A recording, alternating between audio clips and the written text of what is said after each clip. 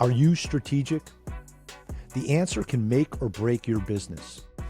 Welcome to Strategic Minds, the podcast where we'll do a deep dive in conversations with extraordinary leaders to learn how they think, plan, and act strategically. I'm your host, Rich Horwath, founder of the Strategic Thinking Institute and author of the book Strategic, and my vision is to teach the world to think strategically. Now, let's explore Strategic Minds. We're stuck. What do we do? I have no idea. You need a new strategy. We need a more dynamic strategy. The strategy? You have to strategize. But you won't strategize. Let's talk a little strategy. Welcome to Strategic Minds. Today on the show, I'm excited to speak with Bob Rogers, the CEO and co-founder of Oii.ai, an AI company that allows organizations to gain insight into and improve their supply chains to meet their goals. He's also chief scientific advisor at Beekeeper AI, a healthcare AI collaboration platform he co-founded. In addition to being a serial entrepreneur, Bob's a scientist with a background in physics and a PhD focused on building digital models of supermassive black holes. He's also led a team of data scientists at UCSF that helped develop the world's first FDA-cleared AI on an X-ray device, and held previous positions as chief data scientist at Intel and co-founder and chief scientist at Apixio, a healthcare AI company. Bob, thanks for being on the show today. Thanks, Rich. It's great to be here. So let's begin with your origin story. Please share with us where you grew up and how that environment and the people there shaped who you are today. Yeah, so I grew up in a town in the East Bay, San Francisco Bay Area called Fremont. It is really a bedroom community for Silicon Valley. And my dad was a nuclear engineer, and my mom was a very articulate, educated woman who was very proud of her family's history, having some interesting erudite academics in their ancient past. So there was always a sense that learning was worthwhile. And actually, the beginning of my entrepreneurial career, if I go all the way back, and bear with me, was when I was 12. I actually it was the bicentennial, and the U.S. came out with these bicentennial coins, and my mom encouraged me to pursue this idea I had to make jewelry out of the bicentennial coins. And I made this jewelry. It was pretty easy to do, sold like hotcakes. And the light bulb for being an entrepreneur definitely went on over my head at that point. So I sort of, credit my mom and my dad for sort of giving me a nice starting point in as an entrepreneur. And it's kind of evolved from there. Excellent. Love the background with the education and that focus on growth, that growth mindset, getting better. I'd be interested, Bob, when you think about your parents and that environment that you grew up in, how about values? You know, it sounds like learning obviously was a key thing that was emphasized, the entrepreneurial spirit at age 12. What other values do you find that you're still using today as a business leader? Yeah, so I mean, hard work is definitely a key part of it. My dad worked very hard in his, he's very diligent about his career. And we're all glad, because as a nuclear engineer, if he wasn't, we might be worried. Right. But the other one, which is really critical and sort of fits into the way I run Oii and my other business relationships, is kindness and mutual respect. That was the cornerstone of the way things happen in my home. And it's the way I raised my kid. It's the way I run my company, because one of the most critical things for a startup to do is to create a space where employees can take the ball and run with it confidently. And the way you do that, the way you generate that synergy, is by, being firm but kind with the team, and really respecting them as much as possible, so that they are very confident in their ability to carry things forward on their own. And for me, life's way too short to work with people who aren't kind and aren't respectful. And so that's the culture of my company. Excellent. Yeah, that's an important one. We know in the last few years that emotional intelligence has become just as important, if not more important, sometimes than the business acumen and the technical expertise. Mhm. So it's great to hear that in your startup environment, that's something that you're focused on as well. Bob, I'd be Yeah. interested. A lot of times we think about high performers, we think about their ability to master their time and their energy, because it's, as we know, hmm it's not a sprint; it's more of a marathon to have that sustained success, which you've demonstrated over your career. I'd be interested, Bob, if you have any tips that you could share on the ways that you manage your time, manage your energy throughout the day, throughout the week, to be as hmm effective as possible. Yeah. Well, the to be fair, the most important thing for me is to get out and do something, some kind of exercise as much as possible. And for me, particularly, it's surfing. And so and actually you can see the background here. I have a little bit of a surf theme going on. Um, that the thing about it is that it's of course great exercise, but more importantly, when you're out there and it's you and these big waves that are, either your friend or your enemy, depending on how things play out, you're focusing entirely on that moment and it clears your mind of all that other stuff. So the number one thing is to set aside time to be absolutely, be able to absolutely clear my mind. So that's a big one.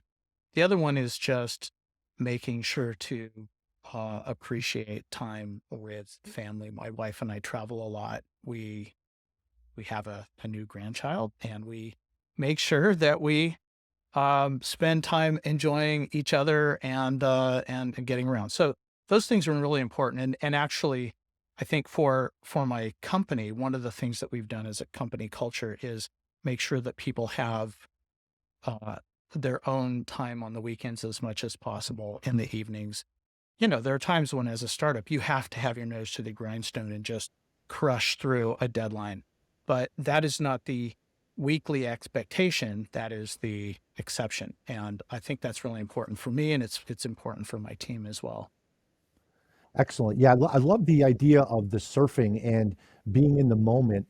I'd be interested. Yes. So as you think about your day in and day out activities, and that's part of your regimen, do you use any type of visualization when you're back in the business setting per se to hmm reset if you've got an important meeting, a session with investors or a board of directors? Do you do any type of visualization or something to bring you back to those moments, or how do you incorporate some of that back into the workday? Yeah, well, it's interesting because I've worked with an executive coach, and one of the things that he really emphasized, and we worked through it a lot, is breathing.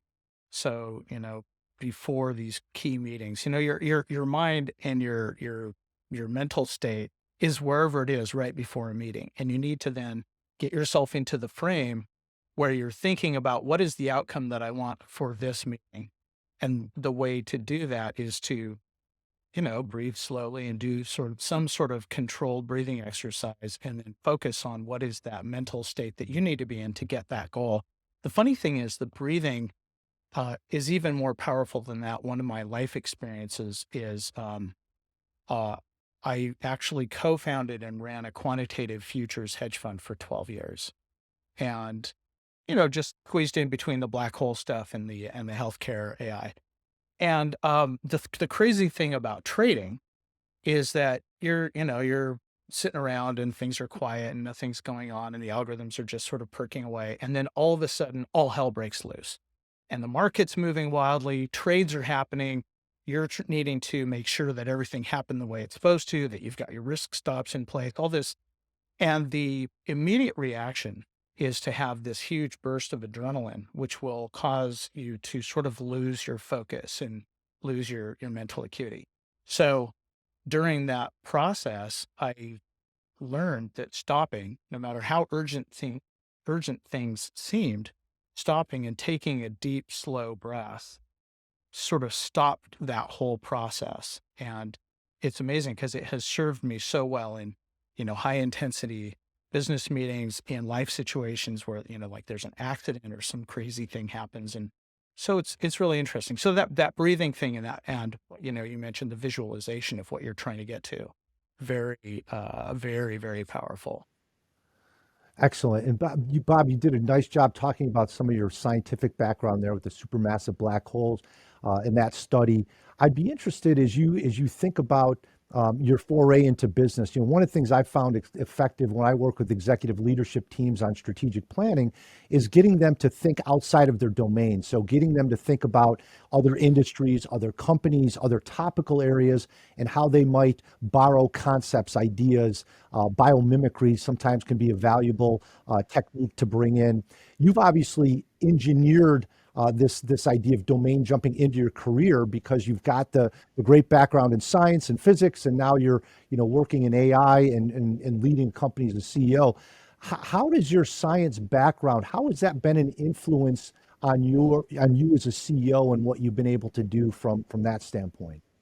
Yeah, that's a great question. And it's really interesting that you bring up the idea of cross domain ideas and how that creates innovation. I really am a huge believer in that many of the greatest inventions and like scientific breakthroughs in history have come from people who have switched fields or are somehow, had gotten pulled into some sort of cross-pollination situation. And so I'm a huge believer in that.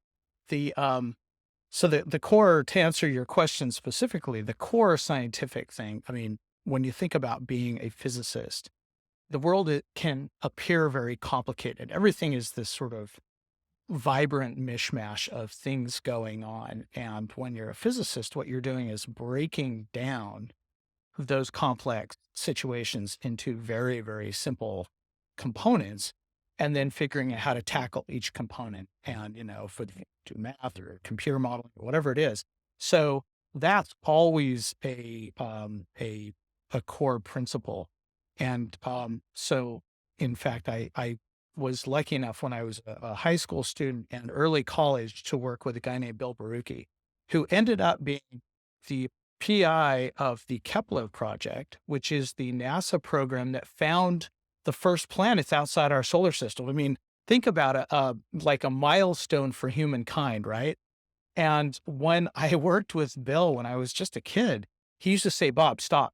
Let's take a look at what's happening. That was almost like his catchphrase. Let's take a look at what's happening. And that applies to everything, business, anything else. You stop, you step back and look at the next layer up, and all of a sudden the picture becomes more clear. So those two things are quite related. And then again, this idea of synergy is always there. Things get into a mechanical resonance or some sort of situation where 1+1 = 3 or 1+1 = 4. And so finding ways to encourage that, either through team dynamics or the ways different technologies come together or ideas about how to help a customer solve a problem in a new way, that all kind of fits together and is part of my nerdy science background. Excellent. I was going to ask, just out of curiosity, since you're the only guest I've had with a background in supermassive black holes, any research or any principles in that world that you've been able to apply as a CEO as you're leading your company, either from a business or a culture or a systems perspective? Well, actually, from a technical point of view, that the reason. So let me step back. So we've the research that I did was computer modeling of these supermassive black holes in other galaxies. When you look out into space, there are X-rays and gamma rays coming from everywhere, and some places it's like sparkling and cracking and popping with X-rays and gamma rays. And so the question was, what's causing that? What can we learn from the centers of of other galaxies that would be causing those X-rays and gamma rays? And so I built computer models and did simulations and built digital twins of these things, and then compared the different situations to what we saw. And in fact, that technology is absolutely at the core of what Oii.ai does today. We build a digital twin of a supply chain, and then we use AI to build up different kinds of scenarios that you can feed through that simulation to understand how the supply chain will behave and to anticipate what's going to happen next. And so there's actually a very brute force, like, oh, detailed simulation. We didn't, back in those PhD days, we didn't have AI to derive the scenarios, but we did it by hand. Oh, I wonder if this would, try this, try that. Now it's all AI driven, but that's really right there.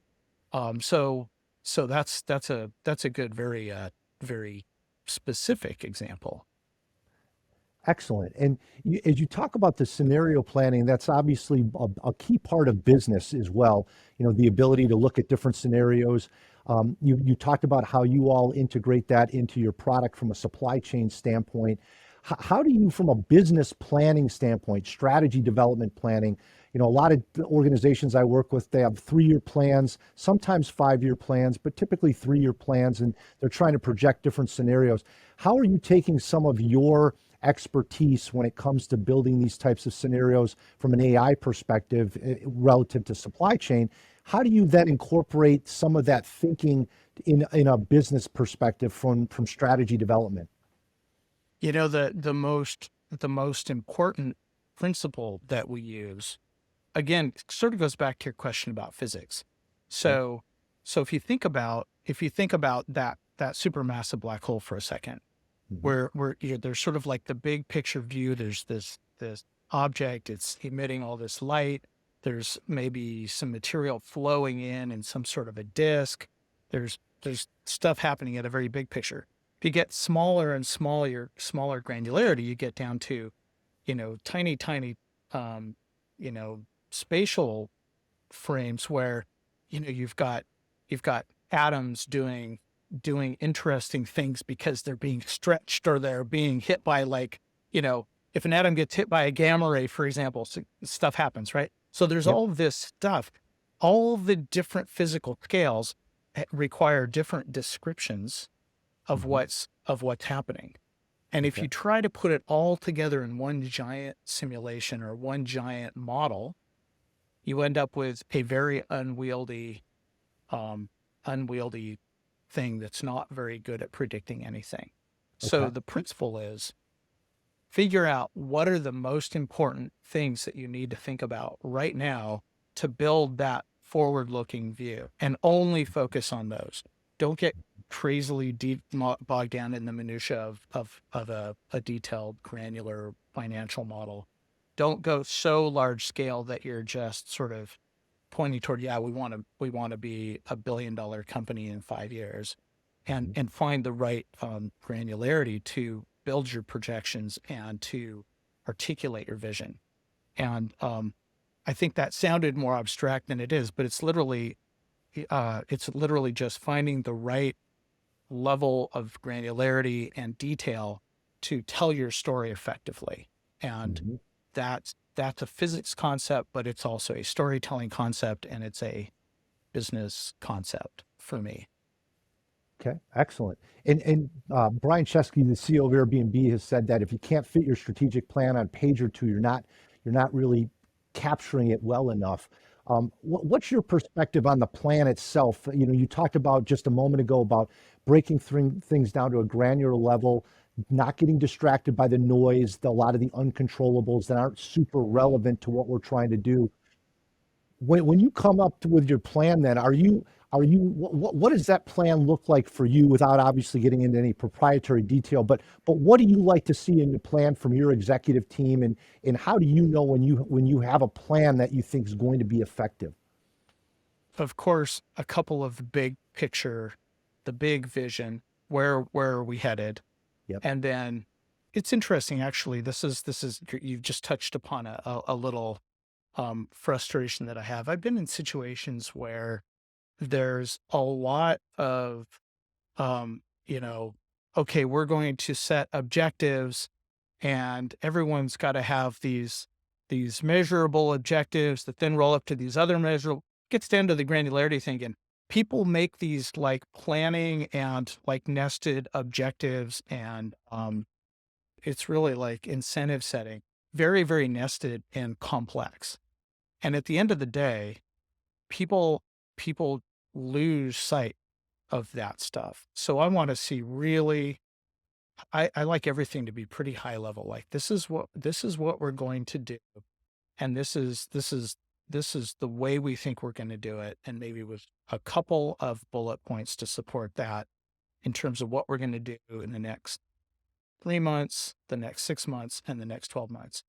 And so the tactical planning part, for a startup, really going out beyond 12 months really doesn't get us much. There's a big picture vision, and then there's the next 3, 6, 12 months. So very, very, again, avoiding being overly granular and trying to nest people's objectives and incentives in a really complex way. I think that it just confuses people. hmm Thank you. I think that's very helpful for a lot of the leaders out there to understand in a startup environment, what lens you're looking at from a time frame perspective as you're developing strategies. Thank you for sharing that. You've obviously created dozens of patents, so you've a person who's excelled at innovative thinking. I'd be interested, Bob, are there any techniques that you can share with us that you found particularly useful in bringing some of these ideas to fruition, of coming up with the ideas initially? Any techniques that you can point to that can be helpful? Yeah, actually, this is an area where how you approach writing patents absolutely impacts not only how many you get, but also how likely you are to get them approved. And the main thing is every single person in your organization has patents inside them. That's the starting point. Start with that mindset. Everybody has patents inside them.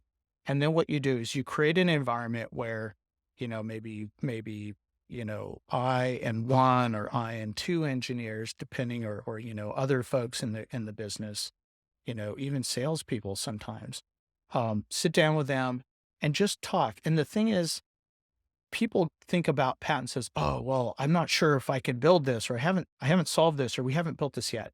Patents are about what could you do, and starting with something you could do, and then pulling the threads around that. So it's really about this sort of entertaining conversation about, oh, wouldn't it be cool if we did this? And, what would happen if we went this way with it? And engineers often start to revert back to, yeah, but I'm not sure we can build that, or, oh, that might be expensive. Don't worry about that. Let's have fun. Let's just fantasize about what we could do. And those Mhm. conversations, when they get going, people will come up with amazing things. I mean, you just get on a roll and you write it all down. And then every one of those sessions has at least one patentable idea, in my experience. And so you Wow. just, every quarter, at least, depending on, where you are in your company's trajectory, sit down Mhm. with, have 2 or 3 meetings with people who are working on solving tech problems, working on solving business problems, and have that fun conversation. Write it down, and then the process of turning some cool ideas into a patent is easy.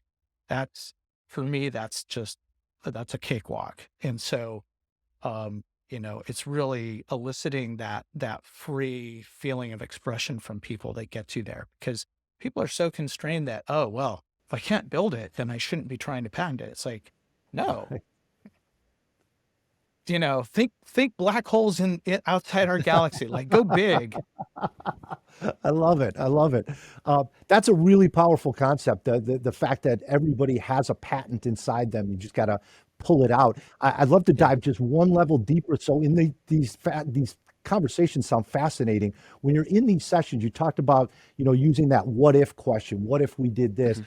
Are there any Mhm. other questions or topics that you mull over in these conversations, these sessions that help that process along? Mhm. Yeah. So, well, the starting point often is, even something really simple like, what are you working on right now? Where are some challenges? It's almost like building a product for an internal team, right? Like, we've got challenges, like in the case of OII, one of the challenges was, our customers want to have Gen AI user interfaces that help them ask a question without needing to be a technical expert on the details of how you do the math on all the various details of supply chain. I mean, there's very few people who know the details of an end-to-end supply chain. And we've got all that in our system. So being able to ask a question like, for instance, what would, if the, um, if transportation costs went up 10% in the next 6 months in this region, what would that do to my supply chain? Well, to calculate that could be a big exercise. We can do it easily, and you want someone to be able to ask that question easily. So here's the challenge that we had at Oii. I want to be able to answer that question without putting customer data into an AI service where that data might not be safe, right? So I don't want to. So that challenge, then you just sit down with the team and say, okay, well, here's a challenge that we'd like to solve, and we don't need to have solved it. What are some ways that you might tackle that? And really high level things like, okay, well, could we send in proxy data? Could we create a layer that makes sure that the data isn't sensitive data isn't being sent? Could we create some other way of using AI? And in fact, in the case of the application at Oii, we actually created AI that is an expert super user of our product. So the AI runs the product for the customer to answer the question that they come up with. That solves all those problems. But that's the result of sort of like, wow, I wonder, could we do it this way? Could we do it this way? So really starting with what are the challenges that you're facing? And then, what do we know that our customers want? And then, uh, what are all the different ways that you might think about going after that? And again, not constrained by any particular technology or way of doing things. That so it ends up connecting the dots between what customers need, what your internal teams need, and what might be interesting for future development. That's a really useful framework that you just shared as far as, framing those sessions with challenges to solve, customer and internal needs, and then the approaches, and then using that what if paradigm. So love that approach.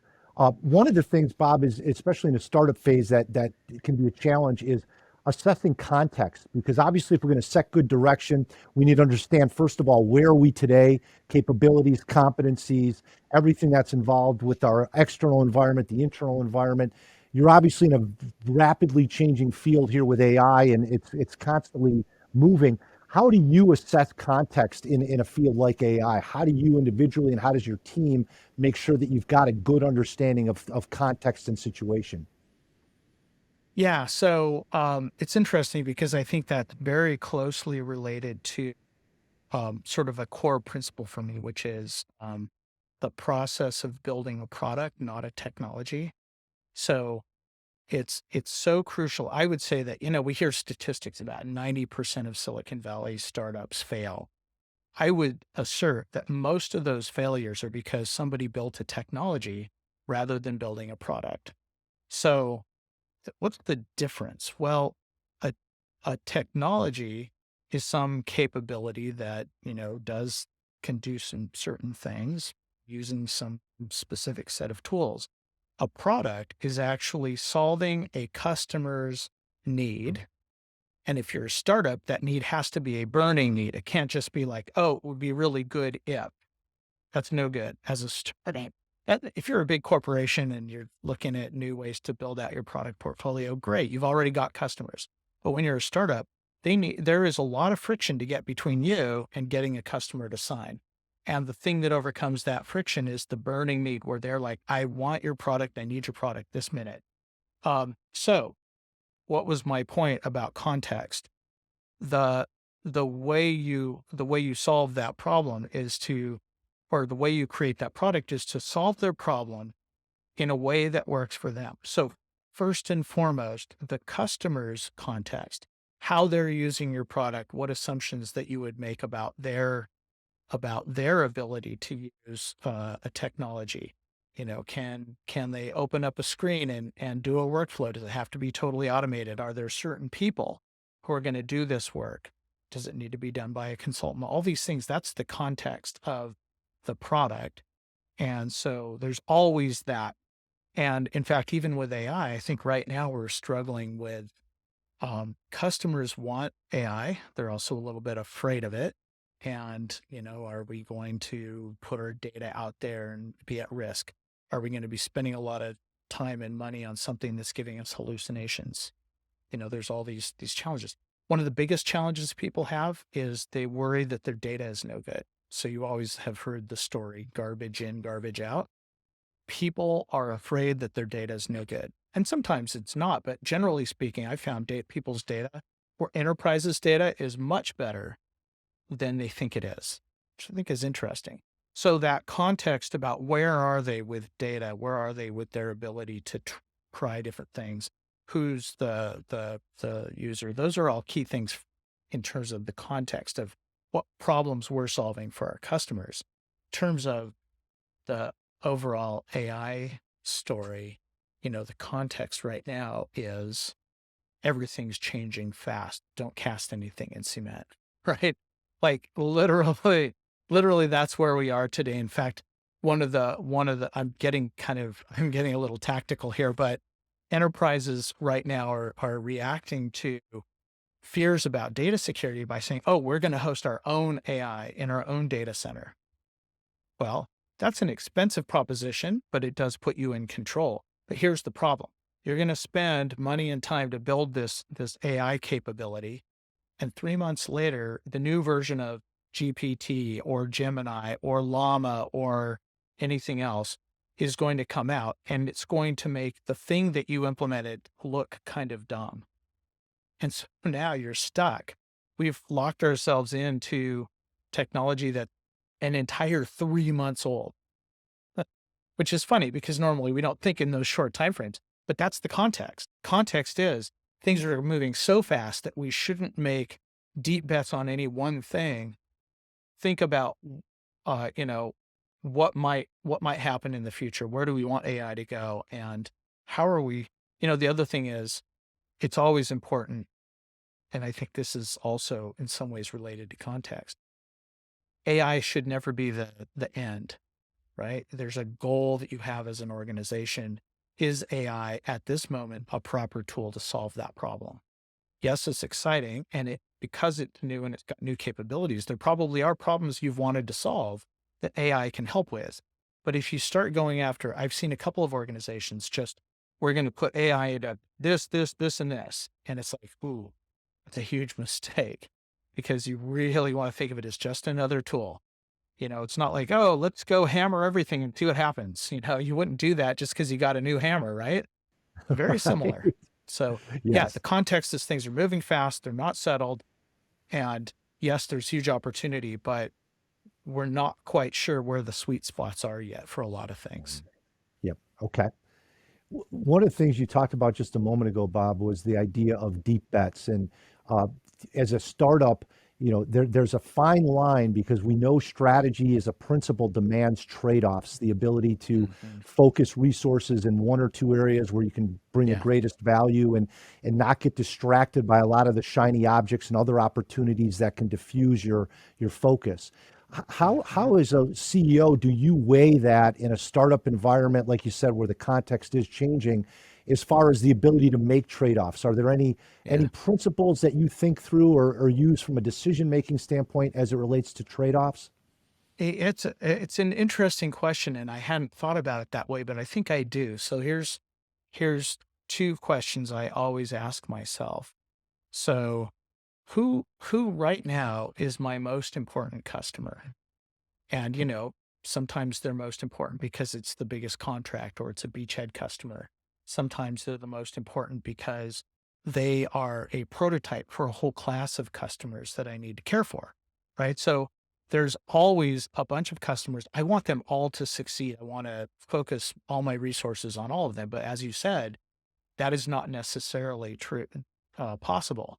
So who is my most important customer right now? And then also, who is my most important partner? Because for a startup to scale, you need to have partners. the partner conversation in startup space is very, very tricky because a lot of partners can be very enthusiastic. Everyone's excited about working together. It seems like there's decent alignment, but um, most partner relationships in a startup end up not going anywhere, or at least not early on. Maybe it takes 4 years, 3, 4 years to really get things going. There, what you have to do is find that rare partner that where your alignment with them is so incredibly perfect, you're complementary, and you each have something that the other needs. And again, going back to the startup thing, not that something the other person wants, but that they really need. And when you find that, that's your important partner that you focus on. Because partners can take up a lot of your time and it looks very exciting and they could be a path to scale, but that path to scale takes a while. So the alignment is critical. So for me, just using as a prototype, my most important customer and my most important partner help me sort of focus my resources. And of course, there's always a risk component like, okay, there's different ways customers should be important. If I fail on something, that could just be, that could just end everything, or it could just be catastrophic. Obviously that could elevate, maybe that is the most important customer, because if you fail or don't perform well, there could be a catastrophic outcome. But usually those things are aligned. Okay, excellent. Yeah, love that idea of most important customer, most important partner as criteria for allocating resources and thinking about trade-offs. You've mentioned customers a few times, especially from a startup perspective, and you talked about the burning need and being able to identify that, not just taking care of vitamins, things that are feel good, but the real pain points and burning needs. I'm always interested in somebody like your perspective in determining how much do you let the customer dictate what the solution looks like versus you as the expert coming in and saying, look, they don't, back to the Henry Ford, people want faster horses, they don't want a car. How do you approach that in this world of AI and in supply chain today? Yeah, it's absolutely critical, and it goes back to that concept of product versus technology, and how do you create a product? Um, I had an interesting life experience. I was the global product manager of a medical device that was it was the standard globally for caring for glaucoma patients, which is like progressive nerve loss, vision loss from nerve damage in the eye. And so I came into this, it had been around for 25 years. There were many, many users, there were many experts who were, weighing in on what to do. And so we would each year we would have a meeting of all the top, sort of thought leaders for glaucoma, and each one would pound their fist on the table and say, you have to add this new capability or I'm going to withdraw my support for the product. And you went around the room and all, 15 or 20 of them had something different that all had to be prioritized to be in the next release or else. And so it was a great hardening exercise for me because it was physically impossible. In some cases, they had actually opposing opinions, uh, what that necessary thing was. You must remove this, you must add this. And they were like, so the exercise became, okay, I'm going to listen very carefully to what each of these requirements means. Where is it coming from? What does it mean?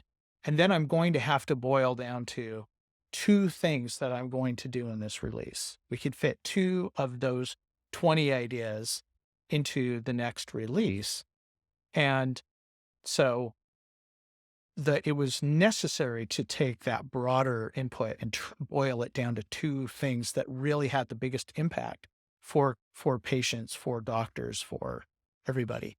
And I think the thing is, when you're getting feedback from your sales team, you're getting feedback from, every key person, you have to talk to your customers. You have to sit with them, roll your sleeves up and kind of walk in their shoes. And I really try to do that. Because, first of all, it's very enjoyable to see your customers using your product and to see where the challenges are, see what they like, hear their input, like, wow, it'd be really great if. But at the end of the day, those inputs are just like the inputs from that panel of experts who told me, do these, you need to do all 20 of these things or I'm going to withdraw my support. You have to boil it down to what's going to have the biggest impact. Where's my bang for the buck? Or where does it align most with my big picture vision? And so you have to do that. And it's just a discipline that is required. The great thing though that I learned, because I'm actually tend to want to please everybody, right? So it was very hard to go through that process. At the end, when the release was out, they all loved the new release. Even if it didn't have their critical thing in it, they all loved the new release. It's like, wow, this is a big breakthrough. So you have to have faith that your boiling down of all those inputs, even if you throw a bunch of it out, is going to result in a better product that people are going to be excited about. And that outcome helps kind of drive your discipline there. That's an exciting process that you just outlined, and I'd be interested. You talked about the discipline and that life experience going through with those glaucoma experts, building that capability for yourself. As you're running an organization, you've got a leadership team. Obviously, you're trying to delegate. One of the things that I work with on leadership teams a lot is enhancing the decision-making process, getting rid of bottlenecks, increasing decision velocity, ensuring that you've got decision rights clear across the organization. Any principles, Bob, that you would share around decision making? You gave us a great framework around trade-offs and resource allocation about most important customer, most important partner. As you think about your leadership team and building their decision-making capabilities, any principles that you try to instill within that executive team? So, I mean, it does touch on that earlier thing I said about building a synergy and making sure that everybody is empowered to be confident to kind of go forward with things. That mutual respect, and sometimes I can disagree and explain my thinking, but people if people go forward and make decisions and take responsibility, that's to be rewarded in any company really, but definitely in a startup, because you just, as you said, you just have to have everybody pulling. So the decisions by the executive team, so there's the most important customer, the most important partner. They all need to know what the big picture vision is. Like, what are we really trying to get to? Because short term, maybe we're trying to get to a certain number of customers or a certain kind of customers or a certain amount of revenue. But the bigger picture is there's some sort of, we're going to change the world in this way. For Oii, we're going to change fundamentally the way supply chains operate, because we're going to reduce the dependency on manual processes. We're going to connect the finance view with the supply chain operational view, which are right now totally separate.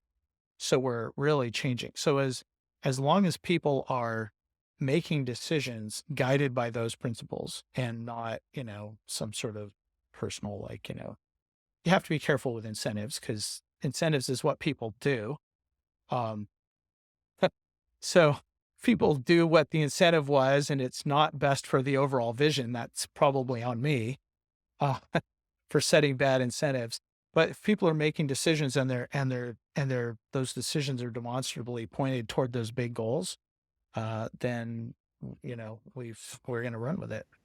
Mm-hmm. And Okay. I'm going to encourage people to keep taking responsibility themselves. Okay, excellent. One of the concepts that we hear a lot about, especially in Silicon Valley and startups, is the idea of pivoting. You talked about, the importance of setting that vision, getting everybody to understand what that big thing is that you're moving towards. How do you determine when it's appropriate to pivot or to change course, to change strategy, ensuring that you've given the current strategy enough time to gain traction? Any milestones or criteria that you look at when you think about whether it's time to change strategy or stay the course? This is something that I've experienced very explicitly firsthand. You mentioned Apixio in my introduction. Apixia was a healthcare AI company. It ended up being, we ended up creating a new sector in revenue cycle management for healthcare. I mean, it's its own thing. Like companies started flowing into this sector after we invented it, but that's not what we started out to do. The story of the pivot at Apixia is, I think, a good demonstration story. Yeah. So we, in 2009, the government was incentive U.S. healthcare systems to adopt electronic medical records. If people remember, it used to be you go to your doctor's office and there's these folders with your medical information printed or handwritten in them, in doctor scrawl. And so there was data there, but it was not really usable, right? You couldn't improve healthcare with it. You couldn't improve overall patient experience, et cetera. So the government said, incentivize electronic medical records to make these silos of data electronic so that they would be more usable. The interesting thing was they were still silos. So our initial thinking about Apixia was, we're going to improve healthcare by making it possible to really use the data from other health systems at the point of care. So the idea was a medically intelligent search engine. So I've got patient in front of me. Based on the condition that I'm looking at with the patient, a search of all these other connected electronic health records, which were created by other doctors and other systems, would show me what's relevant to this patient's medical situation. So we created this infrastructure. Doctors loved it. In fact, this goes to the, burning need story. Doctors loved it. It was implemented in a couple of hospitals. Anesthesiologists used it to research patient history to make sure there wouldn't be complications. Very, very cool stuff. Here was the problem. It didn't increase revenue for health systems. It improved performance and patient safety and patient outcomes. But, to buy products, health systems like to buy products that improve revenue. So what was the moment where we realized we needed to pivot? We'd been installed in a couple of hospitals, but every single sale was taking months, and we were constantly having to explain to administrators, why would I want this? The doctors are saying, oh, this is great, I really want it. But Right. the administrators are saying, well, yeah, but it's more time for the doctor. It's going to cost us money. I'm just not sure, So you could just sort of feel that the sales process was a slug. So what did we do? We took the same technology, but we started identifying in the patient chart where the patient had received care, but they had never submitted the information properly to get paid for it. And so this was in a particular type of care called Medicare Advantage. You'd submit codes and that would generate revenue. So literally, we took the same technology, turned it into a money machine for health systems. And guess what? We didn't have to convince anyone that a money machine was good. It just happened. Like they asked us, how quickly can we get this deployed in our system? So when you're at least in the startup world, that if you're working hard to sell, even though you already have some customers, because those first few customers are very hard, you don't know. But once you've got the first couple customers, if you're still working hard to sell and you can't just say, oh yeah, that hospital over there deployed it, then you've got to start thinking about what is the pivot? And the pivot is not a 90-degree turn from where you are. This is a really important, I'm going to get super nerdy here for a second. So the pivot is I'm aiming at a bullseye and I'm off by 2 degrees. Okay.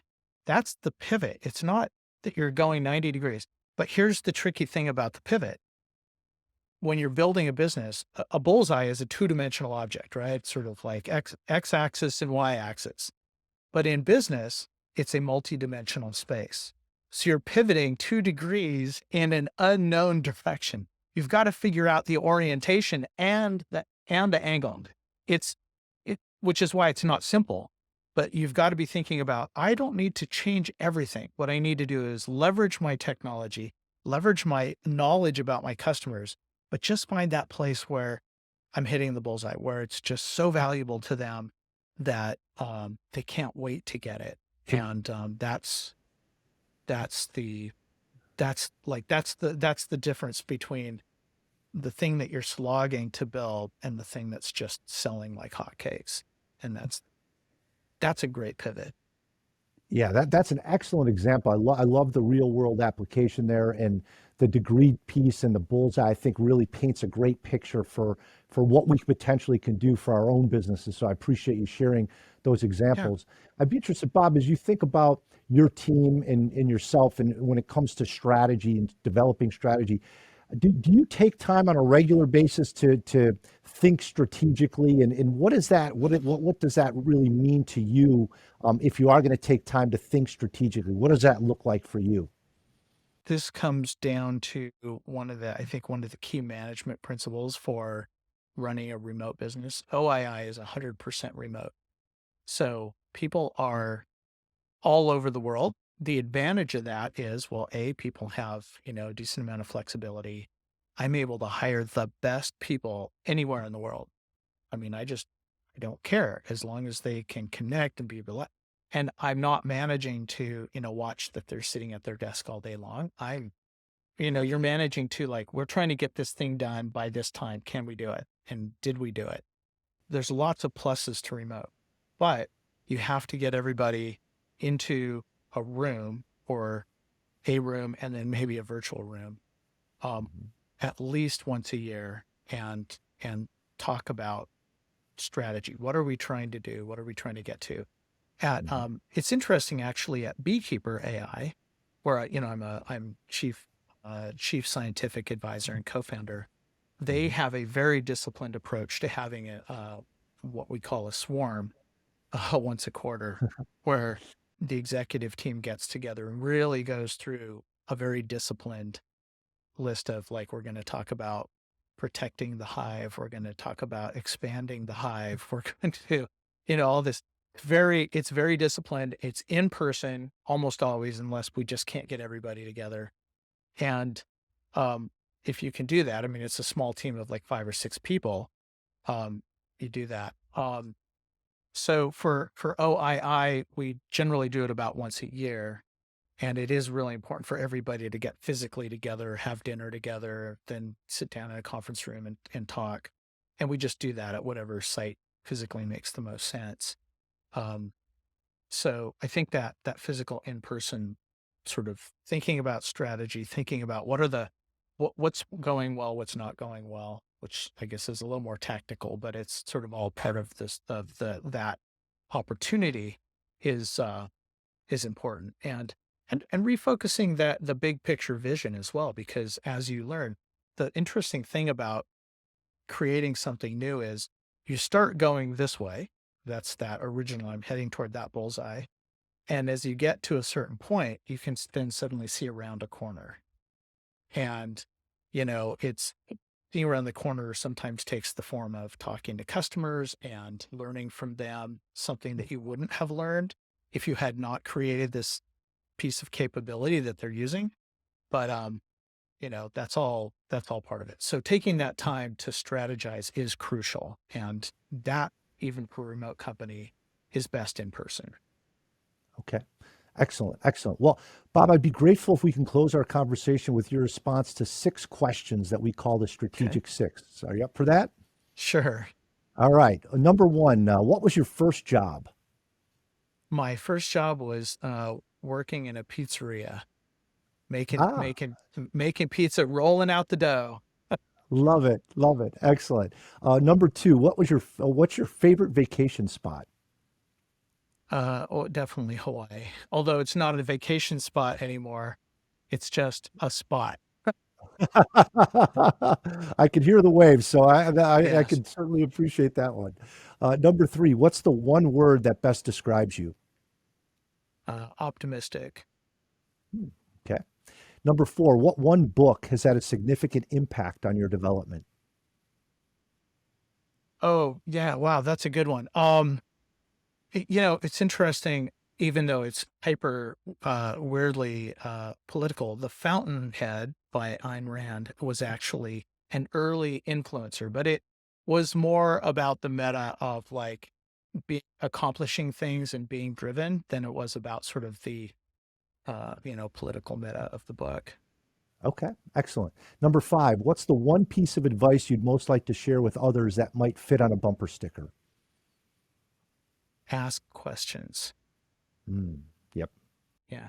The backstory on that is people always think you want to know the answers to things, but actually, if you know how to ask questions, the entire world opens up. Powerful. And number 6, Bob, what's the most exhilarating moment you've experienced in your professional life? Wow. Okay, this is an easy one. When we did the pivot at Apixio, I was working with a hospital, like a health system, and the chief medical officer had told me, what you're trying to do is impossible. And Wow. so I said, okay, I'll take that challenge. Let's work together and let's just see. And maybe 2-3 months later, we sat down and I showed him what we were able to do. And he gave me a check for $250,000 to do an initial paid pilot. And so walking into the office with that check was an amazing moment. That was extremely exciting because there had been a lot of, there's a lot of noise around whether this would or would not work. And, is Bob crazy? And then I'll tell you, a $250,000 check for an early startup turns everybody's head. Yes, absolutely. Well, Bob, you shared with us a lot of amazing tools, techniques, some great frameworks today. I think it's going to help a lot of us increase our strategic potential. And I really want to thank you for taking time to be with us on the show today. Well, thank you. It's really a great pleasure. What are we talking about? Practice? Practice makes perfect. Practice makes Profit. There was a mayor of a prominent West Coast city who reported having 47 strategies and 178 action items, of which number 112 was developing a strategic plan. It's important to not confuse activity with achievement. Research has shown that a primary cause of frustration for employees is when their leadership team has too many priorities, which spreads them too thin and unable to bring as much value as they can to the business. One tool that can be helpful in honing our focus is the prioritization matrix. If we think about a graph, the prioritization matrix on the x-axis, or the horizontal axis, has impact from 1 to 10, 1 being low, 10 being high. On the y-axis, or the vertical axis, we have probability of achievement, 1 being low and 10 being high. So one useful exercise is to first individually take the top 10 or 15 things you're working on and then plot them on the prioritization matrix. Again, the x-axis, 1 being low, 10 being high on impact to your business.